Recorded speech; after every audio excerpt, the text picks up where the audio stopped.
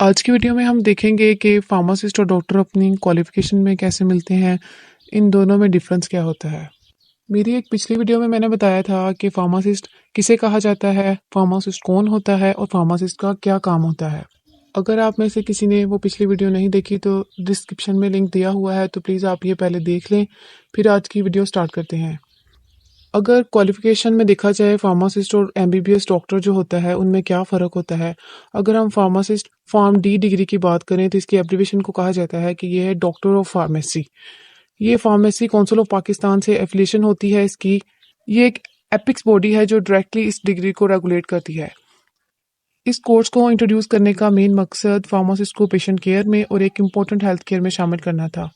Pharmacy में advance level में pharmacy practice और फार्मास्यूटिकल केयर पढ़ाया जाता है, जिसकी मदद से मेडिसिन को सेफ इफेक्टिव बनाया जाता है। ये जो डिग्री खत्म होने के बाद स्टूडेंट्स बीमारियों की पहचान, मेडिसिन का सिलेक्शन और यूज़, पेशेंट मॉनिटरिंग जैसी चीज़ों में एक्सपर्ट हो जाते हैं। और अगर हम एमबीबीएस की बात करें क्वालिफिकेशन में, इसकी एब्रीविएशन होती है bachelor of medicine and bachelor of surgery, professional under graduate degree in medical sciences. जो कोई भी ये डिग्री लेता है हम उसको सर्टिफाइड मेडिकल प्रैक्टिशनर कहते हैं। डॉक्टर्स अपने पेशेंट को direct medical therapy treatment provide कर सकते हैं। यहाँ एक खास बात ये भी है कि फार्म डी और एमबीबीएस में कॉमन सब्जेक्ट मेडिसिन होता है और डिफरेंट सब्जेक्ट सर्जरी होता है। मेडिसिन सब्जेक्ट की पढ़ाई कॉमन होती है, पर एमबीबीएस में सर्जरी को जो है वो एक्स्ट्रा सब्जेक्ट होता है।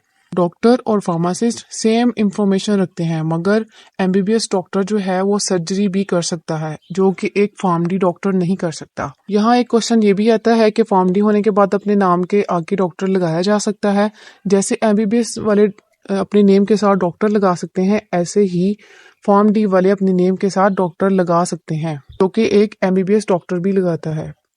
और अगर हम अब ड्यूरेशन की बात करें तो एमबीबीएस का जो ड्यूरेशन होता है वो 5 ईयर्स का होता है, जिसमें 4 ईयर एकेडमिक स्टडी के और 1 साल जो होता है 1 ईयर हाउस जॉब या इंटर्नशिप का होता है। और अगर हम फार्म डी की बात करें, इसका ड्यूरेशन भी 5 ईयर का होता है। 5 ईयर ही एकेडमिक स्टडी के होते हैं, और अगर हम 5 ईयर्स के अंदर ही इंटर्नशिप करना चाहें तो कर सकते हैं। और अब हम बात करते हैं कि इनको कौन सी गवर्निंग बॉडी जो है वो रेगुलेट करती है। एमबीबीएस की डिग्री को Pakistan medical and dental council, इसको पीएमडीसी काउंसिल भी कहा जाता है। ये एक ऐसी रेगुलेटरी अथॉरिटी है जो कि ऑफिशियल रजिस्टर जो होता है मेडिकल प्रैक्टिशनर्स का पाकिस्तान में, उसको मेंटेन कर रही होती है। और अब हम बात करेंगे कि फार्मडी को कौन सी गवर्निंग बॉडी जो है वो रेगुलेट करती है। फार्मेसी काउंसिल ऑफ पाकिस्तान जो है एक ऐसी प्रोफेशनल बॉडी है जो कि फार्मेसी एजुकेशन को और फार्मेसी प्रोफेशन को रेगुलेशन करती है पाकिस्तान में। ये जो काउंसिल होती है इसकी जिम्मेदारी ये भी होती है कि इसने रजिस्ट्रेशन करनी होती है फार्मासिस्ट की और फार्मेसी टेक्नीशियन की अपने रजिस्टर में। फार्मेसी काउंसिल ऑफ पाकिस्तान की बात यहाँ हो रही है। फार्मेसी में हम एनुअल सिस्टम भी होता है और सेमेस्टर वाइज सिस्टम भी होता है। सेमेस्टर वाइज सिस्टम में जब रिजल्ट आता है तो सीजीपीए या जीपीए देखी जाती है, और एनुअल सिस्टम में हम ग्रेड्स या मार्क्स देखते हैं फार्मेसी में, फार्म डी में।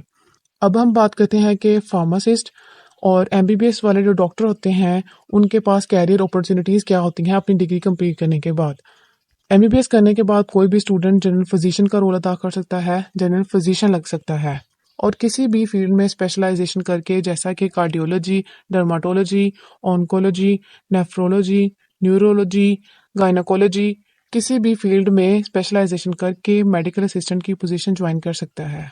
अब हम बात करते हैं कि फार्म डी फार्मासिस्ट वालों के पास क्या अपॉर्चुनिटी होती है, कैरियर अपॉर्चुनिटीज़ डिग्री कंप्लीट करने के बाद। सबसे पहले वो अपना सेटअप बना सकते हैं, फार्मेसी सेटअप बना सकते हैं किसी भी सोसाइटी में, और उनके पास क्लिनिकल फार्मासिस्ट बनने की अपॉर्चुनिटी होती है, जो डॉक्टर्स और दूसरे हेल्थ केयर प्रोफेशनल के साथ मिलकर पेशेंट को क्वालिटी ट्रीटमेंट दे सकते हैं। फार्म डी पोस्ट ग्रेजुएट कोई भी रिसर्च इंस्टीट्यूट या ऑर्गेनाइजेशन में क्लिनिकल ट्रायल्स या ड्रग डेवलपमेंट में अपना कॉन्ट्रीब्यूशन दे सकते हैं। तो फाइनली हम ये कह सकते हैं कि फार्मासिस्ट और डॉक्टर दोनों पेशेंट की ट्रीटमेंट में पूरी तरह से बराबर के जिम्मेदार होते हैं, जहाँ पे बीमारी की पहचान से लेके सही मेडिसिन को प्रिस्क्राइब करना और इसका राइट यूज़ करना होता है। उम्मीद है आज की वीडियो में आपको डिफरेंस एमबीबीएस और फार्म डी फार्मासिस्ट में फ़र्क पता चल गया होगा। अगर आपको वीडियो अच्छी लगी है तो प्लीज़ लाइक कर दें, सब्सक्राइब कर दें। Thank you so much. देखने के लिए शुक्रिया।